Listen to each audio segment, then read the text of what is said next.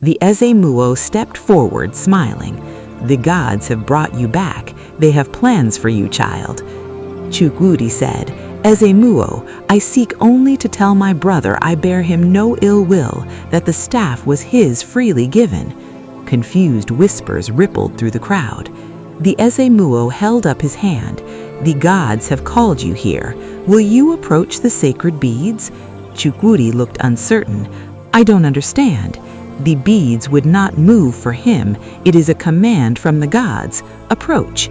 Chukwudi walked slowly to the pedestal. He looked down at the beads, then reached out. His fingers touched the coral. The beads lifted, as light as air. A collective gasp rose.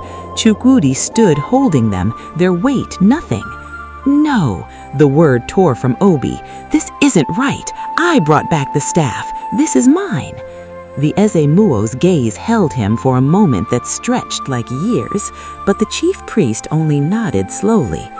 "Did you truly, Obi, or did someone else complete it and you merely took what was not yours?"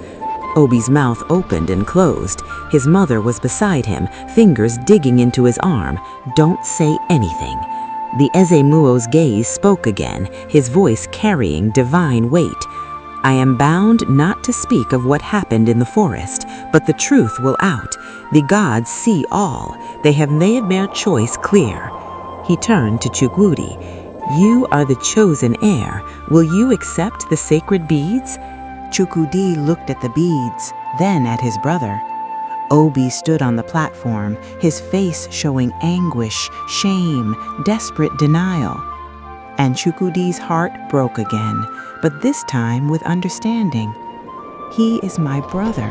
Our mother poisoned him with lies and ambition. She made him into something he was never meant to be, but he is still my brother." Chukwudi walked toward the platform. Everyone watched, breathless. "Father," he said quietly, "I cannot accept these beads." Igwe Namdi's eyes widened. "What? But the gods!" "My brother and I were born on the same day, but Obi came first." He looked at his brother. "Even if only by a short time, he is my elder. In our tradition, the eldest inherits." "Chukwudi, no!" Obi's voice was barely a whisper. "I will not take what should be his by right of birth. Obi is my elder brother. He should be heir." He placed the beads back on the pedestal. The crowd erupted. Obiajali stared with calculating eyes, but Adaize looked at her son with such pride she seemed to glow. The Ezemuo studied Chukwudi, then nodded. "Very well, let your brother approach." Obi walked forward on trembling legs. He couldn't look at Chukwudi. He reached for the beads. They lifted in his hands, light and easy. The crowd gasped. The Ezemuo raised his staff. "The gods have accepted. Obi will be heir to the throne." But Chukwudi stepped forward. "Wait." He knelt in the dust before his brother and bowed his head. "Forgive me, brother. Forgive me if I ever made you feel less than you are. I never meant to stand in your way. I only ever wanted you to be happy." Obi stared down at his brother, kneeling before him, asking forgiveness for sins he never committed. The beads fell from his hands. He dropped to his knees beside Chukwudi, and the sobs came, violent, wrenching. "I'm sorry, brother, I'm sorry. You fell and I walked away. I left you to die." The words poured out. "You gave me the staff, you gave me everything, and I let you fall. I thought I wanted the kingship, but all I wanted was for you to see me, to love me, and Mother kept saying you were in my way, that I had to be strong." "I know," Chukwudi said gently. He put his arms around his shaking brother. "I know." Obiajali started forward, but Adaize caught her arm. "No, you have done enough." The two mothers stared at each other, one who raised her son with poison, one with love. Obiajali finally looked away, shame crossing her face. Chukwudi helped Obi to his feet. He took the sacred beads from where they had fallen. You will be a good king, but you have to rule from your own heart, not from mother's whispers. Can you do that? Obi looked at him, tears streaming. I'll try. Every day, I'll try. Chukwudi smiled like the sun coming out.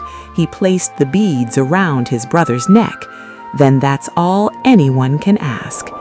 The Ezemuo raised his staff. Let it be known that Obi is named heir. Let it be known that Chukwudi is his brother and counsel. These two, born on the same day, will stand together as they were meant to, not as rivals, but as brothers. The crowd erupted in cheers, drums began to beat, and the village celebrated. But before the ceremony could begin, Obiajali approached. She looked suddenly old, withered. I poisoned him, she said barely audibly.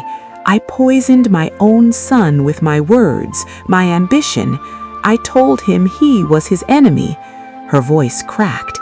Can you forgive me? Chukwudi looked at this woman who had tried to break him, who had nearly destroyed their family. Then he opened his arms. You are my brother's mother. You are family. How can I not forgive you? Obiajali broke. She fell to her knees, and both brothers knelt beside her, holding her while she wept. Adaize knelt too, putting her arms around the other woman. Igwe Namdi stood watching his family, broken and healing, and felt his old heart swell. Pride, hope, or maybe just love, simple and uncomplicated, the way it was always meant to be. The celebration lasted 3 days. Both brothers were leaders now, two halves of one whole. They stood together at the village edge that evening, looking at the forest. I should have died in that river, Chukwudi said quietly. But you didn't. The gods saved you. I sang to the river goddess. She blessed me. You sang? Obi shook his head in wonder. Of course you did. They stood in comfortable silence. Finally, Obi said what weighed on his heart. I don't deserve this, your forgiveness, to be heir. Maybe not, Chukwudi agreed, but you have them anyway. What matters is who you become now. Obi nodded slowly. I'll be worthy of this gift, your love, their trust. The brothers stood together, silhouetted against the setting sun, united. Peace had returned to the land, not because the right brother wore the crown, but because forgiveness had proven stronger than betrayal, and love had conquered hate. And in the depths of the river, the goddess smiled.